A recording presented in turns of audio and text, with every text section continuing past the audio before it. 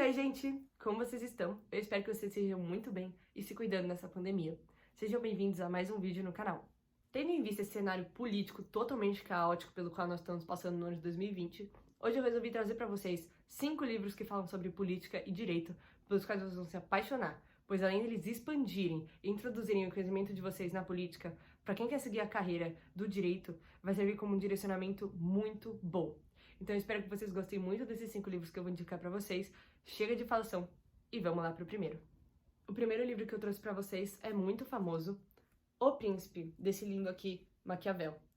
Esse livro é um livro que se baseia em basicamente 2 princípios, que o ser humano, o Maquiavel diz que as ações do ser humano se baseiam nesses 2 princípios, a fortuna e a virtude. O que é isso? A fortuna é basicamente a sorte. Vocês já devem ter visto essa palavra como sorte em vários livros, porque a literatura, a maioria dos autores antigos tratam a fortuna como a sorte. Então, a sorte, ou seja, o que pode acontecer pelo destino, e a virtude é a sua habilidade, o seu conhecimento de tentar prever a fortuna e de tomar precauções ou agir de uma maneira inteligente de acordo com o que você acha que vai acontecer. Por exemplo, para vocês entenderem isso melhor, eu vou usar um exemplo do futebol. O Neymar, ele tem a habilidade, ele tem a virtude de jogar a bola. Mas se, por exemplo, estiver chovendo, ele for chutar a bola direto, ele tá na cara do gol, ele for chutar a bola, ele tem a habilidade para acertar aquilo, ele tem a virtude. Mas pela fortuna ele escorregou e caiu e simplesmente não chutou a bola e não fez gol. Então a fortuna interferiu nas ações do ser humano e ele não conseguiu usar a virtude dele. Agora, se ele tivesse pensado, ele podia ter usado outra estratégia para tentar não escorregar naquele piso molhado e usar a virtude dele para fazer aquele gol. Então é basicamente nisso que se baseia esse livro aqui. E eu gosto muito do Maquiavel porque ele trata com frieza, com muita... Ele é muito rude algumas vezes para falar dos assuntos. Tem uma passagem aqui que ele fala que, por exemplo, para você conquistar a nação que você dominou, você tem que matar a linhagem real inteira que era anterior a você. É muito cruel. Mas como diz Montesquieu, esse é o livro dos republicanos. Porque, disfarçado nessa lição para os príncipes, ele está dando uma lição para os súditos. Uma lição de como os súditos reconhecem quando eles estão sendo abusados, quando eles estão sendo dominados por um governo totalmente despótico. Então, é por isso que esse livro é totalmente incrível. E essa edição aqui eu recomendo mais ainda para vocês, porque ele é comentado por Napoleão Bonaparte. Vocês conseguem ler aqui. Né? Para quem não sabe quem foi Napoleão, foi basicamente o líder da Revolução Francesa depois, né? Um conquistador que tentou ser conquistador, mas depois de uns anos falhou. E enfim, ele comenta esse livro aqui é do século XVI, então depois de basicamente 3 séculos, veio comentar esse livro. É muito interessante ver a opinião do Napoleão por algumas, né, quando ele discute com Maquiavel. E por isso que eu indico muito esse livro aqui, é realmente para você refletir sobre, nas entrelinhas do Maquiavel. Ele era genial e eu acho que vocês vão gostar muito. Bom, gente, o próximo livro que eu trouxe aqui pra vocês também é famoso, que é Do Espírito das Leis. Ele é um pouquinho maior, ele tem 700 e poucas páginas, não me lembro exatamente, e ele é um pouco mais novo, mais recente do que o do Maquiavel. Ele é de 1748. O autor dele é Montesquieu. Vocês devem já ter ouvido esse nome nas suas aulas de iluminismo, se você não conhece ele de outra forma. Ele foi um dos principais filósofos iluministas da França, e as ideias dele foi uma das que mais influenciou a Revolução Francesa depois, em 89. Então, eu acho esse livro perfeito para quem quer ter uma noção geral de todos os aspectos da política, porque esse livro é literalmente completo. Ele fala de tudo que você imagina e relaciona tudo com a política. Por exemplo, clima, solo, ele fala de como as penas devem ser em cada governo. E a principal ideia do Montesquieu, que é mais conhecida, que você deve ter aprendido, é a divisão que ele propõe dos 3 poderes. Então, é muito interessante porque para você entender melhor o sistema que ele propõe dos 3 poderes, como que cada um deve interferir em outro, como cada um deve controlar o outro e como eles devem se manter em equilíbrio. Então, essa é a ideia principal dele, mas esse livro aqui tem muito mais do que vocês imaginam. Vocês podem se assustar um pouco, porque aqui ele fala, por exemplo, da escravidão e trata isso às vezes como se os negros não fossem humanos. Mas não se assustem, esse livro é do século XVIII, então não cometam um anacronismo e não tentem corrigir ele, porque é basicamente a mentalidade da época. Mas eu indico muito esse livro aqui pra vocês, porque ele é literalmente completo. Ele fala de todos os aspectos da política e todos os aspectos do direito e das leis, como diz o título, e é muito bom também para quem quer cursar o direito, para ter uma ideia. Então, esse livro aqui é muito bom, gente. Leiam, Montesquieu também, gênio. Então, o próximo livro que eu trouxe também é mais ou menos da mesma época. Esse aqui foi publicado em 1762 e também é de um filósofo francês, que é o Jean-Jacques Rousseau. Minha amiga da França diz que todo mundo na França chama Jean-Jacques, é tipo João aqui no Brasil, tem muito nome igual. Mas enfim, brincadeiras à parte. O Jean-Jacques Rousseau também é um filósofo iluminista muito importante e as ideias dele também influenciaram muito a Revolução de 89. Só que o livro dele, ao contrário do Montesquieu, é menos teórico, porque o Montesquieu é basicamente bem teórico, assim, dividido realmente em regras que ele propõe, em como devem ser as coisas. Já o Rousseau, ele propõe a teoria dele, que é o contrato social. Esse é o nome da teoria dele, que é o povo como soberano, literalmente.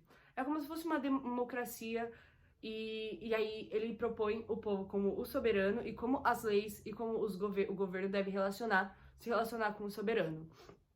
É muito interessante a teoria dele, muitos né, historiadores, muitos filósofos falam que a teoria dele é utópica. Pode parecer um pouco, mas é muito interessante ver como que essas ideias mais republicanas, mais democráticas e mais liberais conseguiram influenciar uma revolução, porque pensa que a França estava literalmente num caos, né? As pessoas não estavam se identificando, elas não estavam se sentindo libertas, e foi aí que os filósofos iluministas atacaram. E as ideias do Rousseau são muito importantes para isso, porque ele fala, por exemplo, quais são as formas de governo e como elas devem se relacionar com o soberano e como que, no fim, o soberano, que é o povo, deve, na verdade, comandar, deve criar as leis e deve ser, literalmente, quem decide por si mesmo. Então, por isso que o contrato social é tão interessante de ler, ele é bem mais curto, não tem nem 200 páginas, e o Rousseau é um autor muito intrigante, ele é muito legal, e eu espero que vocês leiam também esse livro, tenham a oportunidade. É muito bom. O próximo livro, ele é bem mais recente, é do século XXI, e ele é norte-americano, se chama Justiça, do Michael J. Sandel. Esse aqui é um autor que eu gosto muito, ele tem vários livros também, mas Justiça é o meu favorito. Por quê? Porque não é uma história, ele basicamente traz vários casos do mundo e americanos e reflete sobre esses casos, vê o lado do réu e o lado do juiz, fala um pouco sobre os dois lados, como tá escrito aqui, né? Ele reflete sobre o que é mesmo fazer a coisa certa, quais foram as penas aplicadas, o que rola realmente dentro do nosso sistema judiciário. Então eu recomendo muito esse livro para vocês, principalmente porque ele faz você refletir se tá mesmo certo o sistema judiciário, se a lei é para todos, se a lei favorece um certo grupo, né?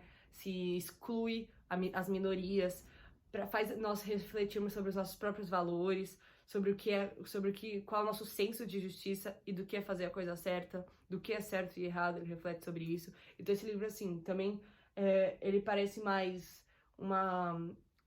teórico também, mas se você for ver, é uma filosofia muito, muito importante essa aqui da justiça, pra gente refletir. E ele usa também vários exemplos de filósofos antigos.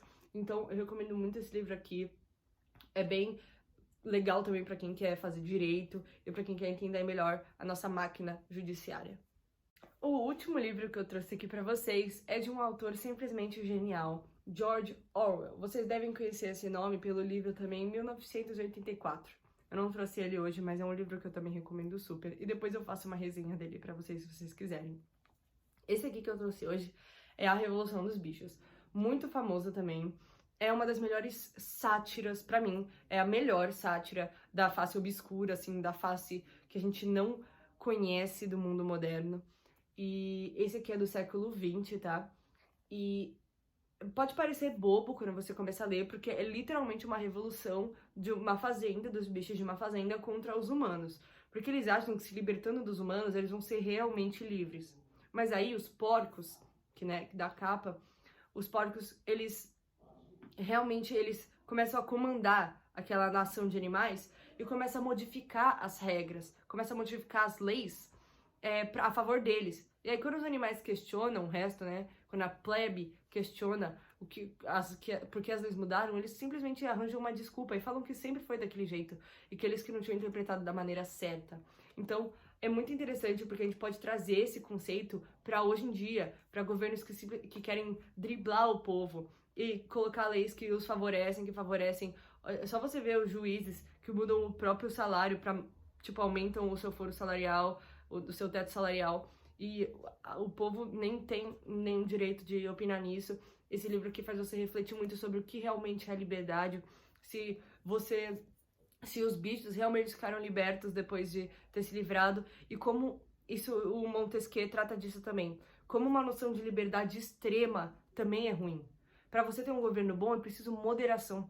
Num conceito de liberdade extrema, você acaba caindo por palavras bobas. Por exemplo, um líder que usa as próprias fraquezas, a sua própria fraqueza, citando as fraquezas do povo. Por exemplo, vocês não querem ser livres? Vocês não querem ser tananã? E aí esse líder acaba sendo o próprio despótico. Ele acaba sendo o próprio que vai levar essa nação para a própria ruína. Muito interessante, gente. Muito bom. Indico muito essa sátira aqui do George Orwell. E, né, como vocês estão vendo, um livro do século XX se relaciona com um do século XVIII. E é muito louco como esses conceitos se aplicam até hoje em dia. Então, gente, esse é o último livro que eu vim apresentar pra vocês. E bom, gente, é basicamente isso. Eu espero que vocês tenham gostado desse vídeo, que vocês tenham a oportunidade de comprar esses livros e de expandirem o seu conhecimento político e seu conhecimento filosófico, que esses livros façam vocês refletirem sobre a vida e sobre o que realmente são os conceitos políticos da era moderna e da era antiga. E é isso. Se vocês gostaram do vídeo, deixe o like, por favor, e se inscreve no canal, ativa o sininho pra vocês não perderem nenhum vídeo, que eu tô com muitos planos pra gente. E deixa aí nos comentários o que vocês gostariam de ver aqui no canal. Muito obrigada, se cuidem e até a próxima.